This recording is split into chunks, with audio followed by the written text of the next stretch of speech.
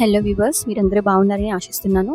ఈరోజు మనం రెసిపీలో చూడబోయేది బ్లాక్ మసూర్ దాల్, అంటే మన నల్ల మైసూర్ పప్పు అంటారు కదా, అది. ఐ నో ఇది చాలా ఈజీ రెసిపీనే, బట్ చాలా మందికి రాకపోవచ్చు, అందుకని చూపిస్తున్నాను.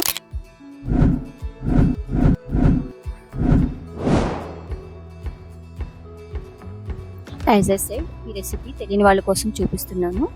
ఇది ఈజీయే, ప్రతి ఒక్క ఇంట్లోని దాదాపుగా వండుకునేదే. అయినా కూడా నాకు తెలియనప్పుడు ఈ రెసిపీ చాలా విధాలుగా వండి ఈ విధానం నాకు చాలా ఈజీ, తర్వాత టేస్టీగా అనిపిస్తుంది. అందుకని షేర్ చేద్దామన్న ఉద్దేశంతో ఈ వీడియో పెడుతున్నాను.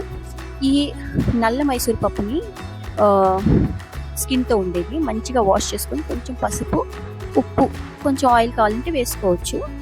వేసుకొని ఒక 2-3 సీటీ ఇస్తే కుక్కర్లో మంచిగా ఉడికిపోతుంది. దాన్ని పక్కన పెట్టుకొని ఒక కడాయిలో కొంచెం ఆయిల్ పోసుకొని దాంట్లో కొంచెం ఆవాలు, జీలకర్ర, కొంచెం హింగ్, తర్వాత వెల్లుల్లి కొంచెం పచ్చగా చిత్తకొట్టి, అది కరివేపాకు, ఆనియన్స్ ఇదంతా వేసి సాటే చేసుకోవాలి ఒక 2 నిమిషాలు. ఇందులో కొంతమంది ఎండుమిర్చి వేస్తారు, కొంతమంది వేయరు, అది ఆప్షనల్. నేనైతే వేయలేదు.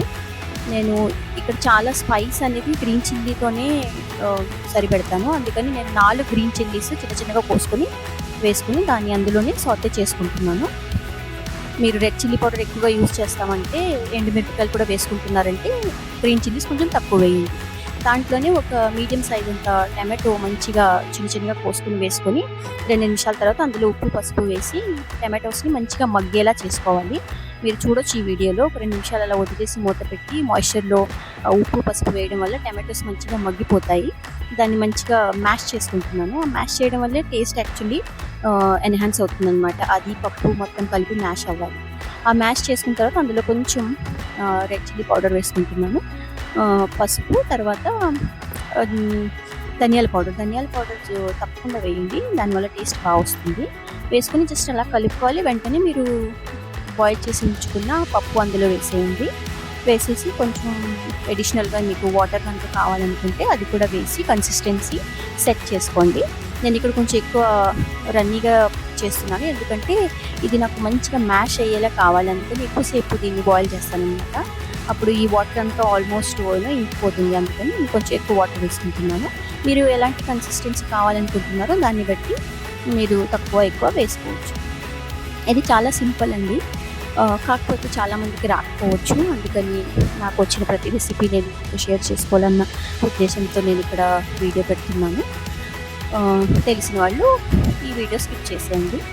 నాకు యాజ్ ఐ సెడ్ కొంచెం మ్యాష్ అయ్యి మంచిగా మిక్స్ అయ్యి ఉండాలి పప్పు. అందుకని నేను స్టీల్ పప్పు గుత్తి తీసుకొని దాన్ని మంచిగా మ్యాష్ చేసి ఇంకా కొంచెంసేపు ఉడకబెడతాను. లాస్ట్లో మీరు ధనియాలు కొత్తిమీరతో గార్నిష్ చేసుకుని సర్వ్ చేసుకోవచ్చు.